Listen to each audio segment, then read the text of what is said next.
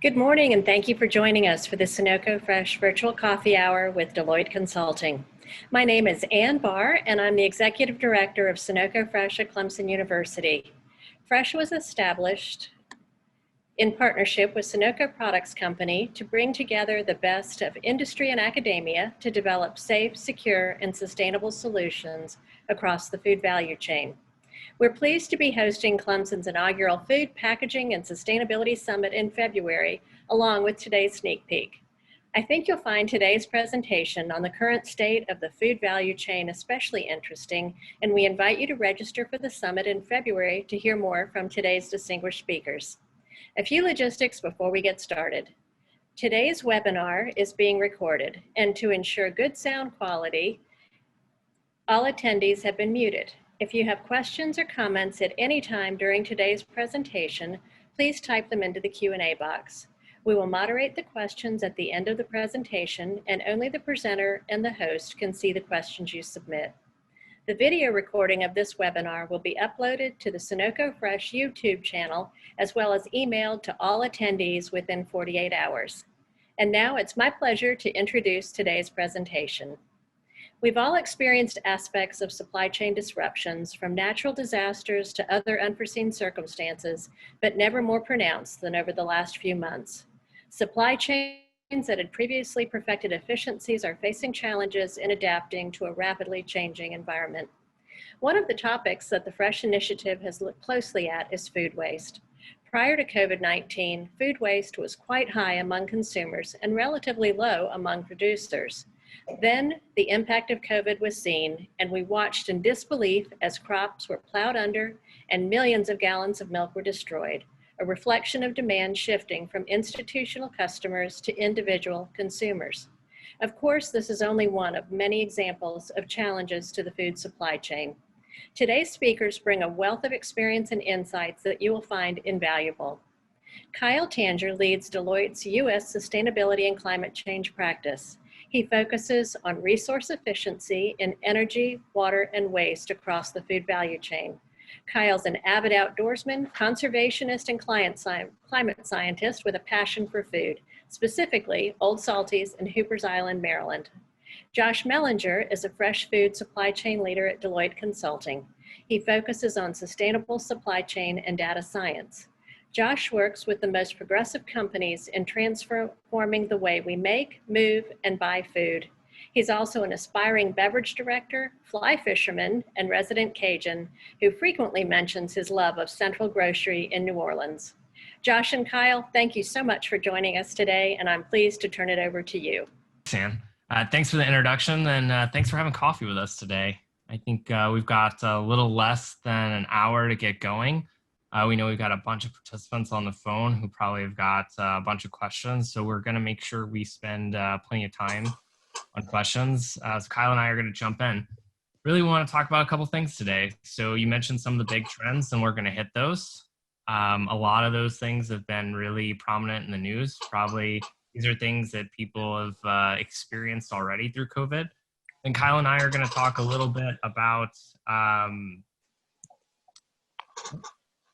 it looks like the host has stopped my video. All right, I'm back. Thank you. Then we're going to talk a little bit around, which of these trends are going to stick around. And I don't know which are going to stick around. So we're going to talk about some of these things that are kind of beyond the trends. And we'll give a little sneak peek into where do we go from here and what we can look forward to in the session in the future. Probably before we jump in, we should check the state of caffeination before the state of food. Kyle, what beverage of choice did you go with today? Oh, just coffee. I can't have enough coffee in the morning. I'm good. Okay. I mentioned earlier on the call that I had 2 mugs because I was going to do like a hot chocolate as well as a green tea so that we had all of our caffeination. Yeah. All right. Well, hopefully everyone else has got caffeine just like we would if we were sitting on a regular panel in person. We can get going and talk about the state of food. I think a couple of big things that are really top of mind for me as I look back on COVID, how people shop, where they shop, and how they think about food. Those big three things I think are really different. And so I start off by saying that uh, more food is being consumed at home. Um, Everyone's probably experienced that, but we typically refer to that as the share of stomach. So grocery is getting more share of stomach. Consumers are preparing food at home. They're enjoying food with people in their households, and it's changing the way that they shop. Grocery orders have gotten larger, but they've gotten less frequent. And so I think that that is giving us a tremendous amount of data right now on what consumers actually like and care about in food. Kyle, I know you know this. So there's an impressive amount of raw data right now, probably more than we've ever had between credit card data, mobility, consumer sentiment. We really have good insight on where people are and how they're consuming that food. And that leads me to kind of this next big trend with all of the good about understanding food is people are incredibly anxious right now. Safety has really dominated the purchasing behavior when it comes to food. 50% of customers don't feel safe going to a grocery store. I think it's something like 65% of customers don't feel safe in a restaurant. And that's been a big change because safety has always been something that we've had as an expectation, but it has gone from this basic expectation to a primary buying criteria. This is something that people now care about, and humans are risk averse. We've seen that during the pandemic, and I think that that combination of where people eat and this general idea of safety is changing the way that people think about food.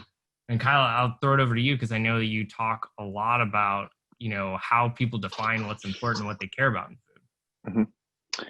Yeah, I think what I'd like to do is highlight a few things that have been happening even before COVID, but some things that we're seeing that are brand new, and highlight a couple of those observations as well, and think about how that impacts like the way we think about food and sustainability. I think there's some visuals today and some things that are occurring that we haven't seen before. We heard in the introduction about it kind of makes you sick to your stomach to see all the food that's being wasted in fields or milk that's being poured out because the demand isn't there when we know people need it, right? It's just that the channels that used to deliver that food to people no longer exist, whether it was school lunch programs or whether it was restaurants that are now closed. And it kind of reveals just how complex and quite frankly, just how bulky aspects of the food supply chain are. I think when I used to go to the grocery store, if I was looking for something that was on my recipe list, I could almost have 100% assurance that it was going to be there when I went to the grocery store. That's not the case anymore. Shelves are empty. We were very used to getting whatever we wanted, whenever we wanted. And that's not the case. Certain categories have been hit really hard, like meats, in particular because of COVID outbreaks in the processing facilities. When we just did a recent consumer survey, Deloitte did, we found that 65% of customers that we surveyed ran into this with things not being available. And a quarter of them said that this is happening to them all the time, that they go to the store and can't find the things that they're used to and what they need. So that kind of stuff matters. And the reason it matters when you sort of think about food and sustainability and think about how it's kind of evolving is that this isn't just about thinking about what's the impact of food on climate change, although it obviously is really a big one. It's not just about like food and food waste, but how do we get reliable sources of food, right? So this whole idea of resilience is really coming into the picture when we think about like sustainability now. And this idea of this, how do you do good with food, right? This idea of like regenerative agriculture. I know when Josh and I are working with our clients in the food industry, regenerative agriculture is probably like one of the number one things people are talking about. I think we have this really interesting pivot point that we're all experiencing now, where doing less bad doesn't really mean sustainable, right? How do we actually do good? How do we actually improve soils? How do we improve ecosystems and things like fisheries that we're actually replenishing by virtue of the practices we're using, not just extracting? I think those are some of the things that we're starting to see. But this is really, like I said before, this resiliency is like, how do you get things that are good for your family, for the community, nutritious food that you can have? And I think the sustainability is really taking on that new trend. So one of the big other things we wanted to talk about was, and Josh mentioned this before, so what's going to happen? What are these trends that are going to kind of stick around? And I think that's actually a really hard thing to do. I wish Josh and I had a crystal ball. If we did, I think my fantasy football team would be way better than it is. But what we want to share with today, in the absence of that crystal ball, is what are some things that are really important to pay attention to? Like, what are the things that are kind of going to shape these trends that are starting to occur, through the chaos of COVID, if you like. So there's a few things that we'd like to point out. We want to talk about smart consumers, number one. We want to talk about channel confusion and how product gets to you. And then thirdly, we want to talk about this whole concept of trust more systematically in the food system. So those are three things that we think are really going to shape what trends end up coming out of this COVID experience that we're all going through right now. So let me start with this consumer piece, because I think this is a really interesting opportunity for all of us to think through and what it means for the food ecosystem. I mentioned before, Deloitte just did a market study on consumers and food. And what we did is we kind of broke it apart into looking at different types of consumers. And one of the groups of consumers we ended up focusing on and doing some studies on is a group we defined called the contemporary consumer. And what that group is a group that is influenced by behaviors. They buy things that they buy a lot of fresh food. They're informed on price. They're willing to consider multiple channels to get their food. They're very concerned about safety. They tend to be younger. They tend to be more well off, and they tend to be more urban and suburban. But this is a really critical demographic that are food buyers out there. So given this kind of contemporary definition that I just gave you, I think there's a few super interesting things and data points that we got out of this. Like, we knew from before that they were very interested in fresh food, and that they were 5 to 10 times more likely to shop at a farmer's market, use a local business, maybe go with a non-chain grocery store. And they're a really large portion, actually the largest portion of the market, getting deliveries, food deliveries at home. But finally, and possibly more interestingly, is that they actually trust other companies to pick out food for them, right? And like, this is a super important thing. So when we used to study food, and when Josh and I worked with like grocers, even restaurant groups as well, there was, especially in grocery, there's some resistance to say, well, I don't want to have somebody send me my strawberries or my apples. I want to pick them out myself, because if I don't pick them out myself, I'm going to get the bad ones, right? That's actually changing now. What people like have to now get delivery. Josh mentioned the safety issue before. There's an opportunity to pivot and take advantage of some of these trends, because managing the channel and how people get their food are super important levers for food companies to manage things like inventory and supply. And when that's happening, that's an incredibly important lever for them to manage things like food waste, right? So I think those things are really important things for all of us to remember about. Now, one of the other things that goes with this, Josh, is trust, right? And how do you trust like some of the things around food? I wondered if you wanted to offer a couple of comments on that. Yeah, I mean, I want to hit the smart consumer a little bit more in a different way, because I mean, we've been talking about it forever, but when you see it, I just think that this is such a cool opportunity. Kyle, you and I have stood in grocery stores and watched people shop for years. It's something that I love to tell people to do, and you get to see somebody, pick out a watermelon and thump it, or, you just watching people go through stores, and then you go and ask them like, hey, why did you pick this out? And you realize like people don't know. And we have a set of consumers that want their dollars to go to the right places. And one of the things that, you mentioned in there is like, they trust other people picking out food for them. They also have the highest satisfaction of substitute products. So these are people who, maybe they put strawberries in their cart. If they were going to use it for a smoothie and frozen strawberries show up, they're like, I actually like this more. If they were going to eat them fresh, and something else shows up, raspberries or blackberries, maybe something they don't typically eat, like a mango, they end up liking it. So they feel more like they have more food experience. And I think that that's such a I think, what a huge opportunity we have to change the way that people experience food. And we can get into it, more in the Q&A, but I think we've got so many stories here that back up what you talked about there, at the tension between, how do you educate a consumer and make it profitable versus how do I market to that consumer? And, over the years, we look at what builds trust and what doesn't. I think we can talk a little bit more about the ecosystem. I know you're kind of setting up the channel as well, because I think that ties in here. It's not just who these consumers are, but where they consume, and really the schools of thought on, what do we do with this demographic that keeps getting larger and actually wants food in a different way. Mm-hmm. Mm-hmm. Yeah, I like that, Josh. And so the next thing we want to talk about, as I mentioned before, was channels. But before I get to that, I know some of you are probably thinking about in your Q&A box that, so Josh just mentioned, well, how do you figure out what a watermelon is that's fresh? And so let me tell you, so you don't have to, I'm gonna answer this question right away. So you want to know what a good watermelon looks like and what it's supposed to sound like when you whack it? It's supposed to sound like a basketball. It's supposed to sound like a basketball. And the reason I know that is because actually in the USDA guidance for food inspections, the food inspectors and distribution centers are supposed to whack a watermelon and it's supposed to sound like a basketball.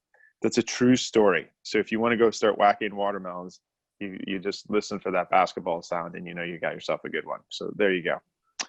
All right, so let me pivot to channel and talk about a couple of things. So I think companies are really excited. We know before COVID, companies were excited about, how do I get digital shoppers? How do I get shoppers that are willing to come pick groceries up at stores and it be more convenient where I can pick groceries on their behalf?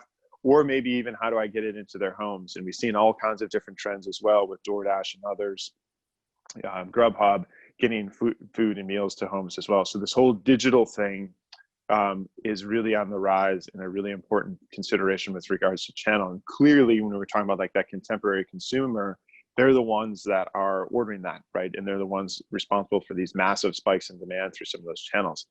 Having said that, one of the other things that we're balancing things with is, how do you take some of these new ideas about how to manage inventory and bring new food into the system, bring trust, and actually get people back into stores? There's sort of two competing schools of thought in that if we can get people back into stores, they can get back to interacting with their food, right? Having the relationship with the food, making their decisions, which is something that's really important in terms of driving traffic and sometimes driving sales back to the stores, because there's opportunistic buys and other things that become part of the basket that consumers end up having at the store. So that can be a really big impact area.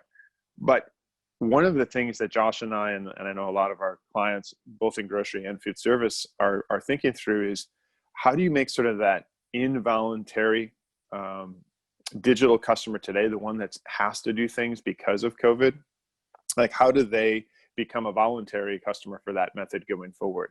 What's the right balance to strike? And I think that remains to be seen, but this is a really important area for all of us to pay attention to as we go forward, like coming out of COVID, like what sticks, right? We're talking about these trends that stick.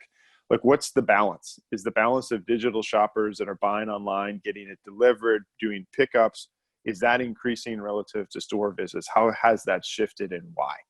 I think it's an incredibly important trend to pay attention to, because if you can pick things out for customers, if you can predict when they're going to buy, how much they're going to buy, and how they prefer to buy, that's an incredible insight into your demand that those customers have that you might not have had beforehand, right, with COVID. And that allows you to think about how to manage inventory. Again, I mentioned that before, that managing inventory well is the single best thing companies can do to manage against food waste, which is a huge sustainability challenge. So that's why we keep bringing that point up over and over again. Now, the third point I mentioned that Josh and I wanted to hit is this idea of trusted brands, right, and ecosystems, and how do you really think and educate customers and create collaboration across the whole food value chain, right? Thinking about this as a system. The thing that we see most often in requests that are either made of us from a project perspective or things that we see as really critical to unlocking value is when you're thinking about this system, the idea that's particularly important is transparency. Like, how do you know more about the product you have, the product you're buying, the value chain that it's there? But then you can use that for so many things. You can use it for operational decisions, supply chain decisions, and even ways to engage your customer, right? And tell them more about the food that they're doing. If you actually think about it, if you think about how much you know about the products you buy, it's actually surprisingly little, right? It's surprisingly little. When you go to large restaurant groups, large grocers, and you think about, well, they must know a lot about their food and where it came from and how good it is and what day it was picked and how fresh it is. That's not necessarily true. You'd be surprised by how little transparency there is, even for food companies in the products they're buying. That needs to change. That needs to change to create trust. And I think the tools are out there to do something about it. So, like, kind of continue on this trust theme across the system, Josh. Do you want to add a few thoughts to that? Yeah, I think trust it's one of the things that we have struggled with. I mean, you mentioned kind of a disconnect in our food system. A lot of it, goes back that it's been done intentionally. We, especially prior to COVID, I think we're more disconnected from our food than we've ever been before. It's really hard, and we can talk about this a little bit in the Q&A, of the challenges of setting up like good governance inside of an ecosystem. So I think in general, like most people, Kyle, who would hear what you just said, almost all people would say, like, I agree with that. We should have more transparency. We should have more trust. We should have more collaboration. When we start kicking that off, you get into the details, it becomes really challenging, right? I think that a lot of this industry, and you can think about the way that we consume food, it's highly speculative. It is very much like blockbuster foods that happen, meaning that the grocery store is diversified. The menus at your restaurants, they try things out to see what's going to stick. I often think about, what fish you see in the grocery store and how many people are thinking, like, did we pick this fish because it was the most delicious or because it was the most sustainable? And oftentimes there's a fun story behind all of those products and how we get them and how we've moved them all over the world. And I think that it's really important. I mean, we've kind of talked about this a little bit as a food narrative, that narratives in our kind of modern day life have become a form of data. And it's really important that we have, conversations about the food and how we enjoy them.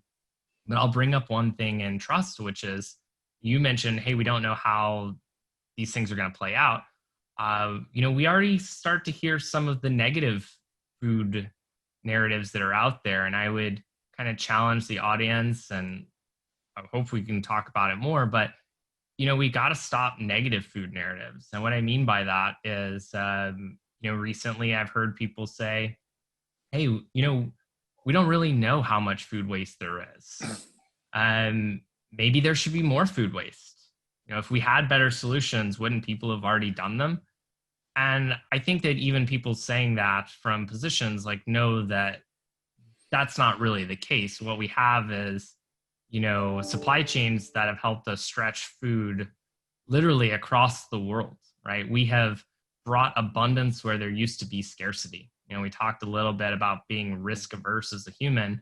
Well, we have kind of these new food norms, which we've as an industry that have been created for us. And we think about the idea that food is plentiful and you go to the grocery store and things are there all the time. And, I think you opened us up well with saying, like, hey, that's different now. That isn't the way that people perceive that right now. And it's a good chance to really, forge some cultural norms around food that are intentional and purposeful. And if we can do that, then we can really build trust on what it is that we're eating, why we're eating it, where it comes from, and we can really define that quality. One thing you always say to me is, like, if the experts don't define quality, then the masses will. And so something that I remember seeing pretty recently is, for the first time, consumers actually think like local food is healthier. I don't know that it's been marketed to them that way. It's just being perceived that way because there's a local food movement. And it's, no good or bad from, what is local, but we fail to define what's important. When we do that, we really leave it up to this consumer, which we go back to the basketball reference, or, people bringing us food, which says, hey, it's like, I'm not sure that this consumer has really ever truly understood food quality. We have a growing set of consumers who at least believe that they know that they don't understand that quality.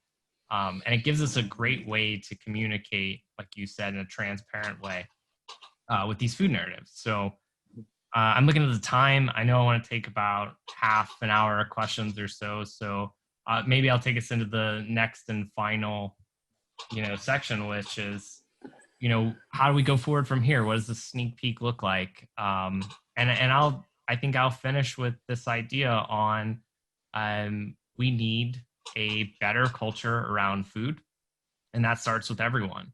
I think that sometimes I talk about food customers and consumers. I know you do this as well. Like, we're not food customers. Like, we don't all consume food, but like the consumers are somehow a mysterious group of people. Like, they are us. It's like we have this agency issue in the way that we run our supply chains and the way that we approach food that I think we can change. It's like we have the ability to create a deeper understanding, a deeper connection, and that creates better consumers. It creates better habits.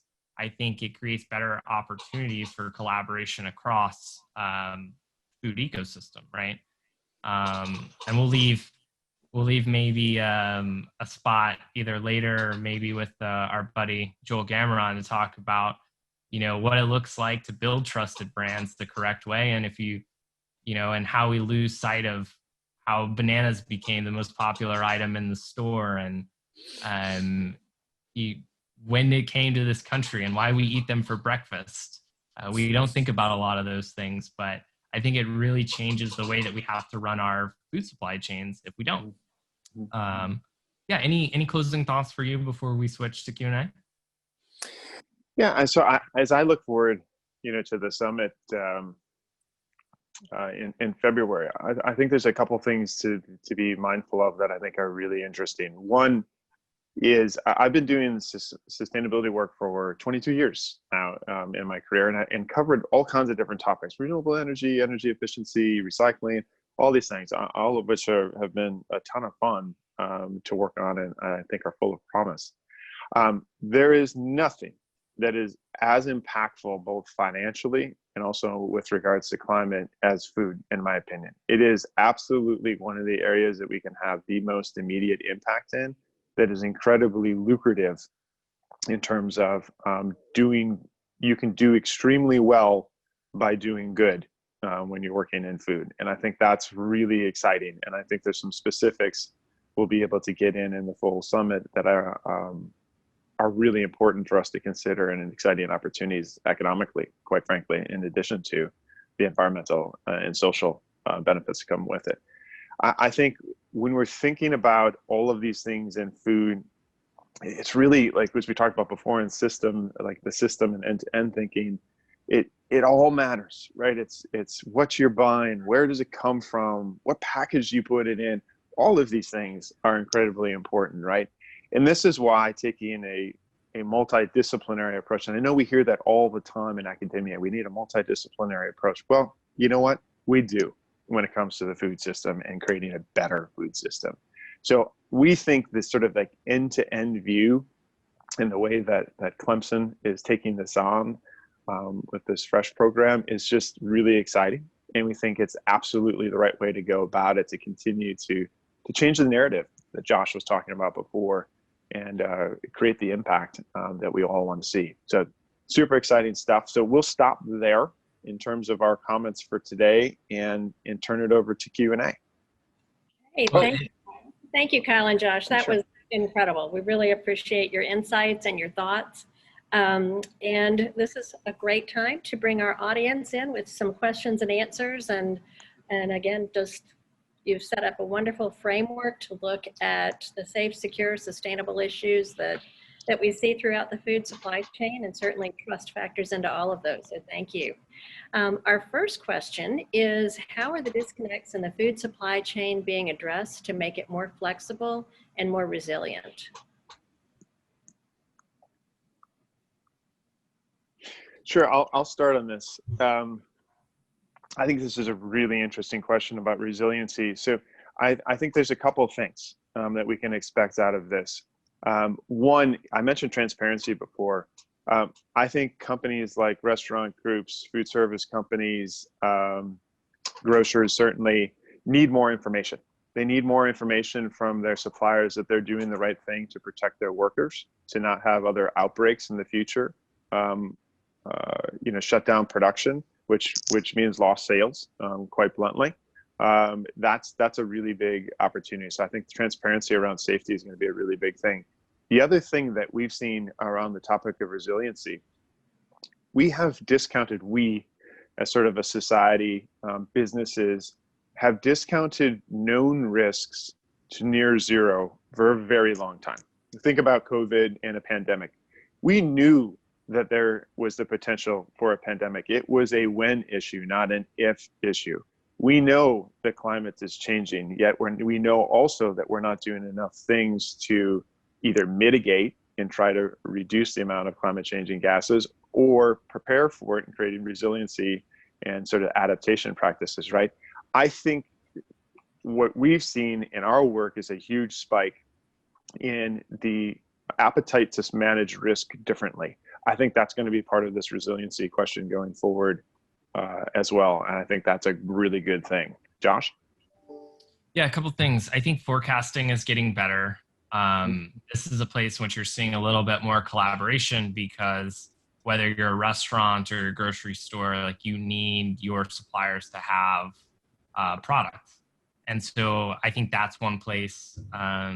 And I know you've got some insight even into this space as we talked about it, and interchangeable items between grocery stores and restaurants, kind of this interchangeable parts idea, and more industry standards that give you at this point should be like a farmer or someone at the source or distributor, the opportunity to send product to both a grocery store or a restaurant.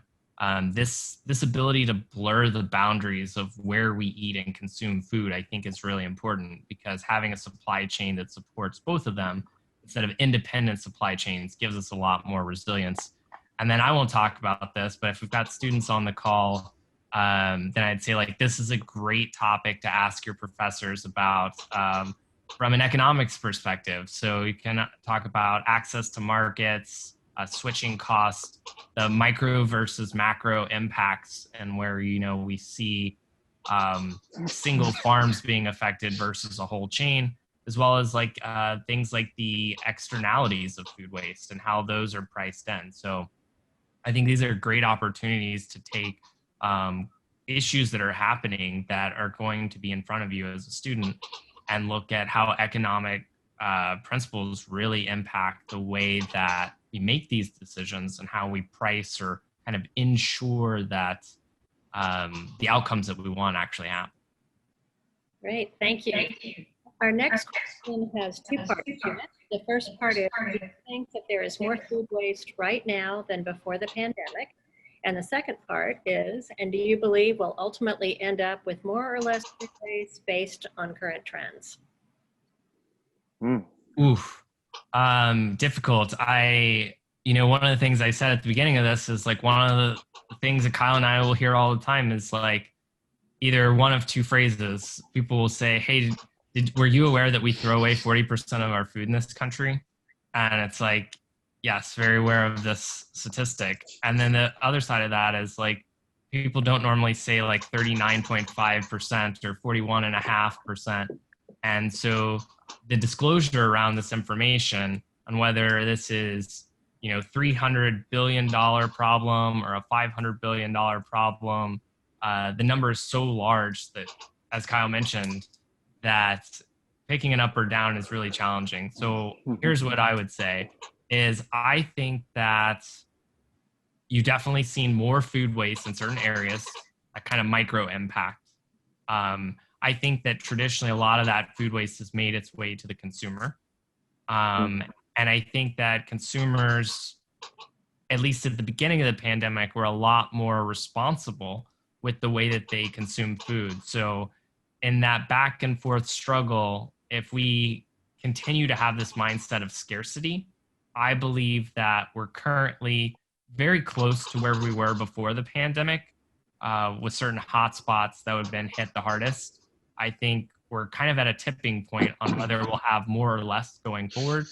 Companies with more inventory usually lead to more food waste, but we are seeing fewer items on the shelf, so that should be less. But I think the consumer here will be the ultimate determinant of food waste. And my prediction for the long term is that if we do this right, we'll end up lower. Mm-hmm. Yeah. It would be fun to disagree with you, Josh, but I think a lot of those comments are spot on. I think there's a reduced amount of waste at the consumer part of the value chain. I think there's more waste upstream at the farm level because so many products had to be discarded that would have otherwise been sold and been utilized. So I think you've got some places that are up, some places are down, but the net is it's probably roughly the same that it was before COVID, at least for right now. One of the trends that I think is a really interesting thing from COVID that I hope is a positive trend and a silver lining from all of this is I hope consumers like treat food with more sort of a preciousness, if you like, and don't take it for granted. When I grew up, my grandparents grew up in the Great Depression, and so when I went to their house for lunch or dinner, like nothing was ever wasted, right? Whatever was not used was reused, and the next meal is leftovers, and that kind of like Great Depression mentality. Hopefully, there's some aspect of that we can have now that impacts consumers going forward. I am very bullish that going forward, food waste will go down dramatically. I think we've got some amazing tools, especially digital technology tools that Josh and I and our colleagues work a lot with that can allow us to do so many more things than we could before, to know much more about our product, to create much more connectivity between the members of the value chain. And I'm very bullish that we can radically improve food waste globally. Great, thank you. All right, and I see we have we're doing great here. It looks like there's like 17 or so questions. So maybe we'll do like a lightning round style. We can try to get as many of these done. We'll try to be a bit shorter. All right. Our next question also has two parts. Can you talk about fresh versus frozen foods and packaged versus non-packaged options? And how are consumers viewing these options today versus pre-COVID?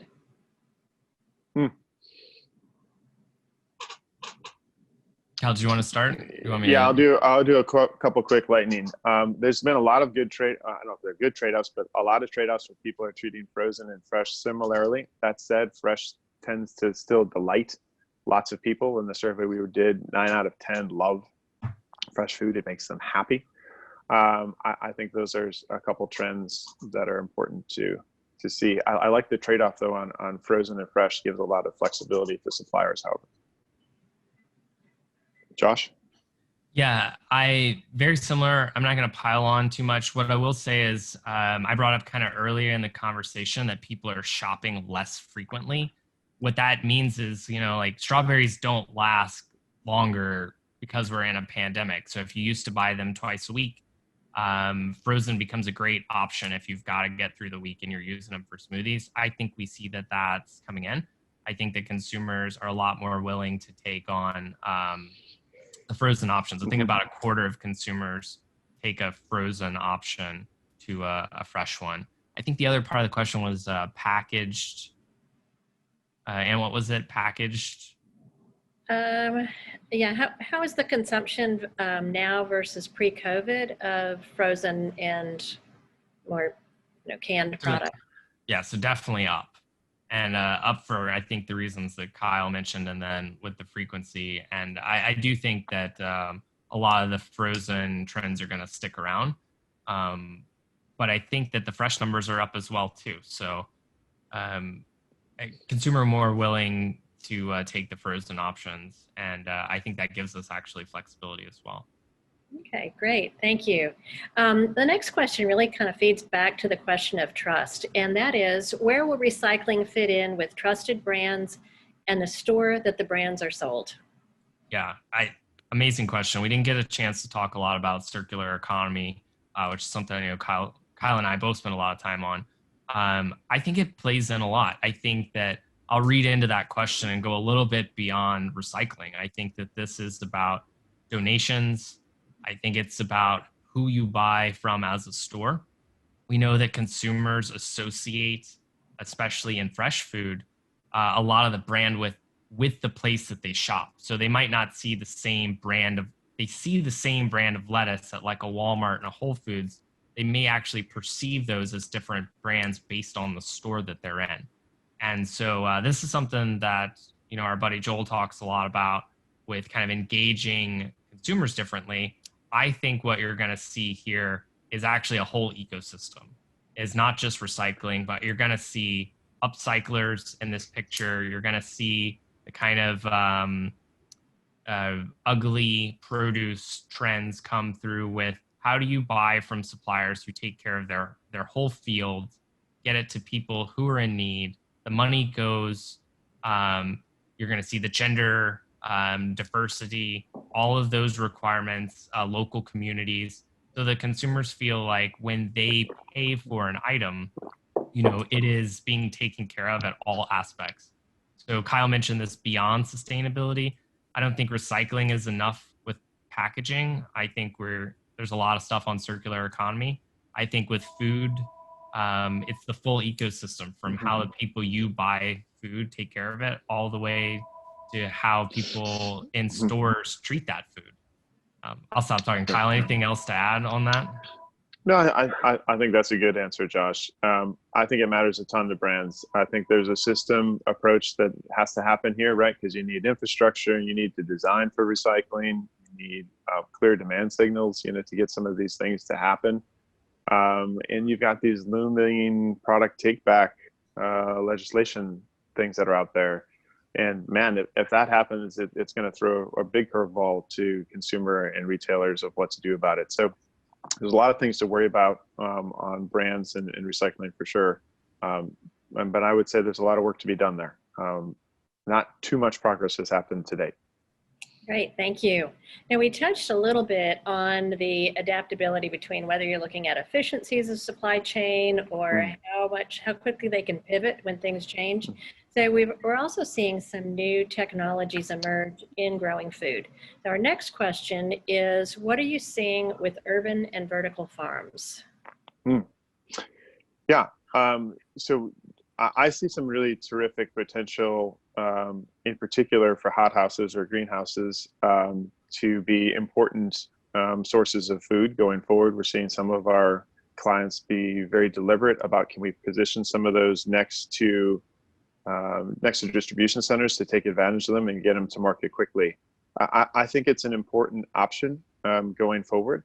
It's important to note, though, just this one example is they're expensive. I mean, they're $1 million an acre, right, to set those up. And food's very happy growing in places like California. I mean, the yields are huge when it comes to things like produce. So I think we got to make sure that we keep an eye on like what the outcomes are and how much does it cost, how fresh is the product, how nutritious is the product, and think about those yields and costs, as we go forward, because I think ultimately that will govern this discussion, but lots of potential in particular in greenhouses. Yeah, I'll say two quick things on greenhouses, because I think that this could have been a whole segment that we did on the back and forth with consumers. I mean, there's a growing trend to put this in stores. There's a lot of research that says that people like to pick their own food. And that is probably true. I think that Kyle brings up the point that we want to be purposeful with where we put greenhouses and how we integrate them into the supply chain. They can play such a huge role, even when they are expensive, reduce transportation costs, like all kind of other things that could make them just a huge part of the food value chain. But putting them everywhere, it doesn't feel like the answer. And to say like customers like to pick their own food feels like that same kind of thing with how we end up getting random products in stores forever. And then we're somehow trying to figure out how we feed enough of the world with, just growing food in people's Mhm. yards, which Yeah. I'm also for. Yeah, our next question also touches on food sourcing. So we had talked about the meat industry in particular having some pretty significant disruptions. So the next question is, what about meat substitutes and synthetic meat, and whether they are viable sources of food for the future? Kyle, you want this one? I know you Sure. like. The answer is yes. They are viable sources for the future. The demand continues to go up, and it's not just going up here in North America, but going up globally. I think it is definitely a trend that you can see very clearly in terms of consumer behavior, and I don't think it's going to go away anytime soon. Yeah, one quick thing here as we continue our lightning round. This isn't a quote. This isn't my quote. I wish I remember who said it. So this is definitely paraphrased, but I agree. It's not going away. I think that the plant-based substitutes really hit this big time when they ended up in the meat case. There's been meat substitutes for a long time. They were always in a specialty segment of the store.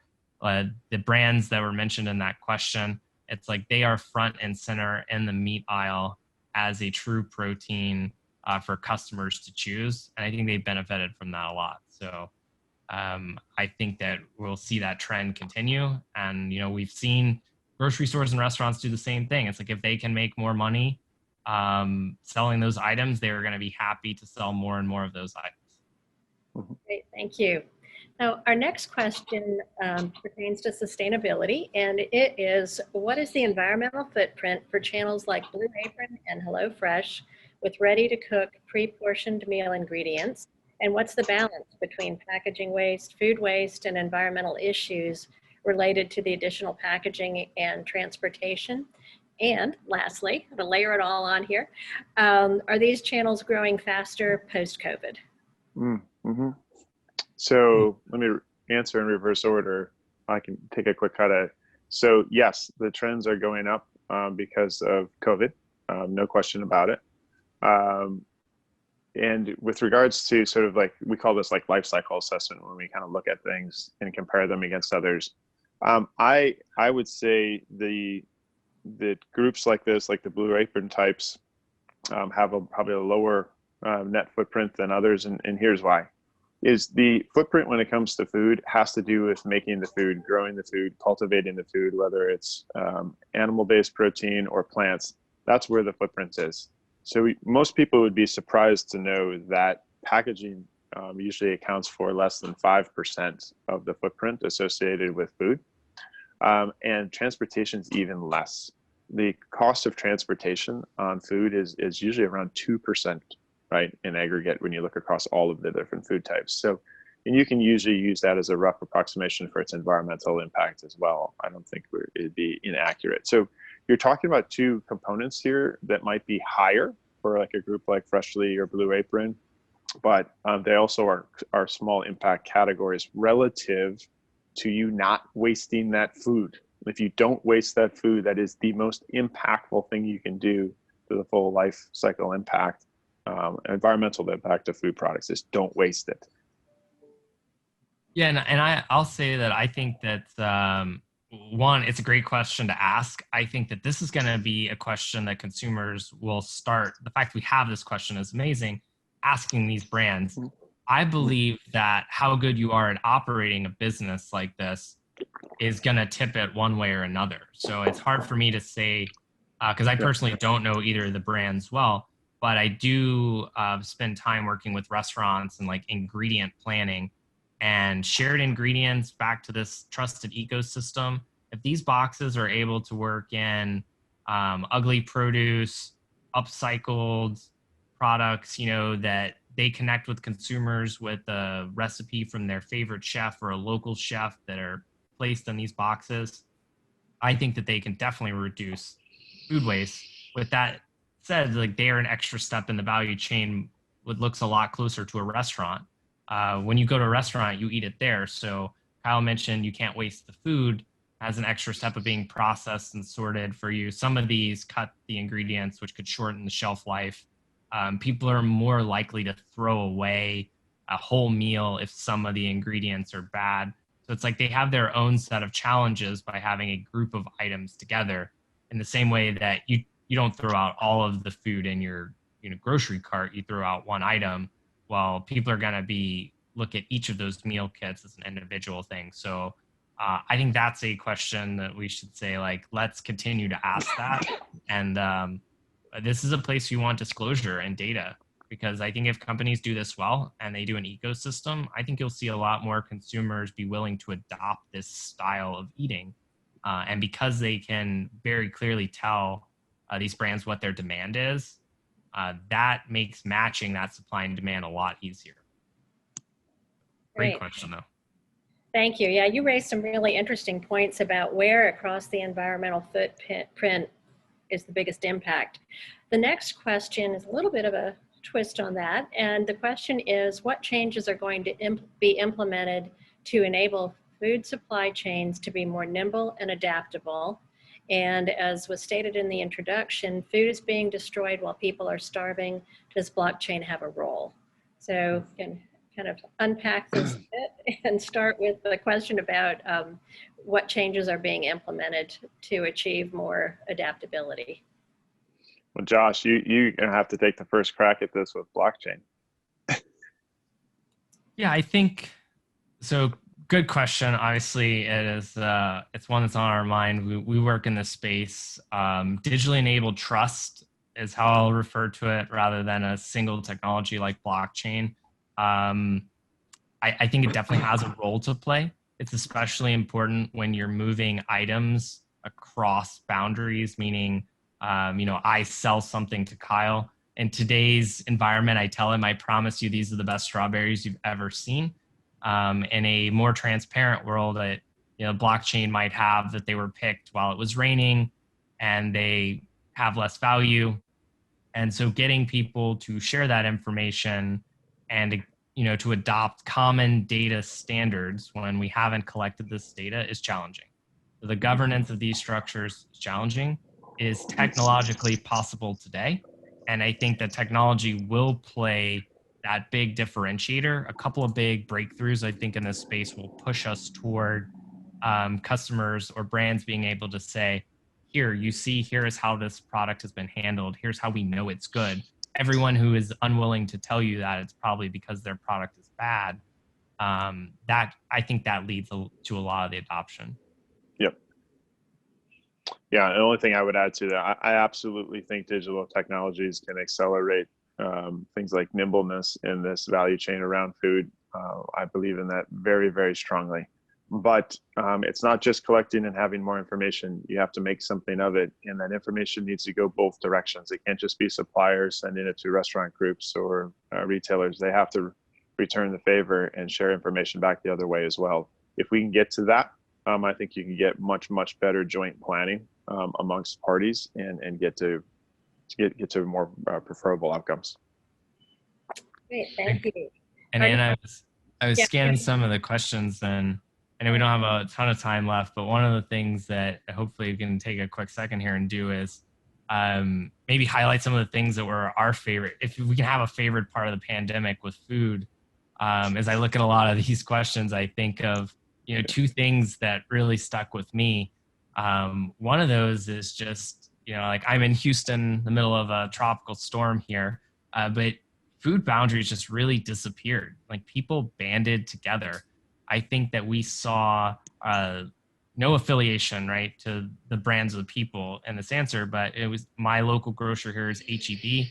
They were a huge part of the community. They partnered with chefs like Chris Shepard, who's kind of a larger than life character here, to get your favorite Chris Shepard meals in an H-E-B store so that people didn't feel like they had to go into restaurants. It's like you see that people who love food and sell food come together.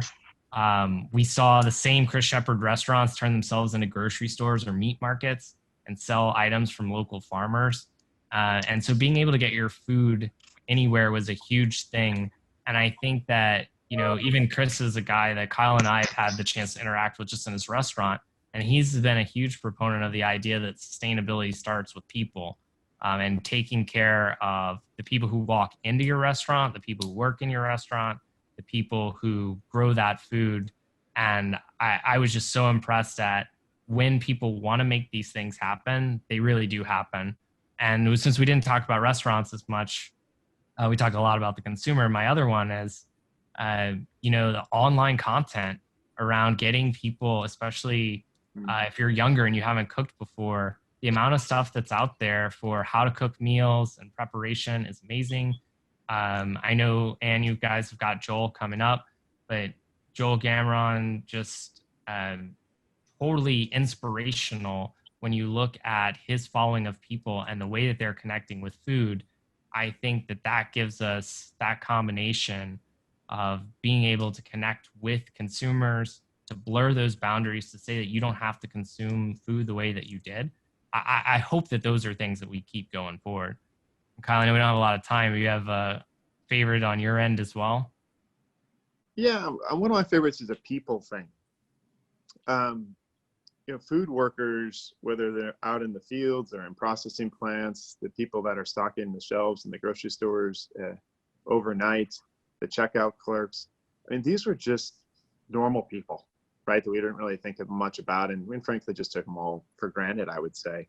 It's nice to see them as like frontline workers in this whole thing and getting some respect and appreciation for the hard work they do to really provide an amazing service to each of us as individuals and to our families. So I think it's been fun to see like them get recognition that is frankly overdue. I mean, these are just silver linings, right? With COVID, we all wish this never happened. But I think there are some silver linings that are really nice to appreciate and take a step back from. And that's the people one for me. Great. Well, thank you both so much. I think you've planted a lot of really interesting thoughts for that, many of which could be an hour-long conversation in and of themselves. So thank you for sharing your expertise, your thoughts, and we'll really look forward to having you back again in February. So at this point, this wraps up our time for Q&A with Josh and Kyle. And please remember that you can hear more from them at the Fresh Summit taking place here at Clemson in February. It'll be February 25th and 26th. And if you haven't already, please feel free to register for our second sneak peek, which will be tomorrow with sustainability chef Joel Gamron. The registration link for both the sneak peek tomorrow and for the February Summit is at www.sunocofreshsummit.com. Again, that's sunocofreshsummit.com. A big thank you to Josh and Kyle for taking the time to be with us this morning and for sharing their insights, to all of you for joining us, and to Sunoco Products Company for making the Fresh Initiative possible. We hope to see you in February, and in the meantime, be well and stay safe. Thank you. They're running.